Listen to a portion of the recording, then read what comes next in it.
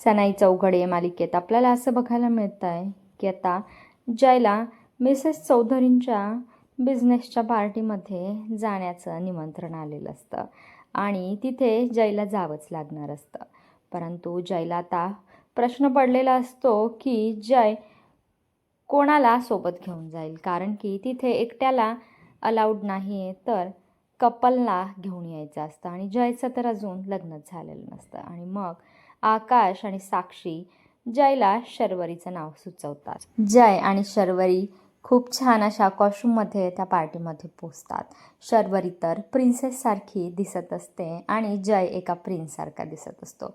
पार्टीमध्ये खूप छान एन्जॉय केल्यानंतर शर्वरी जेव्हा घरी जायला निघते तेव्हा वाटेत तिला काही गुंड छेडतात.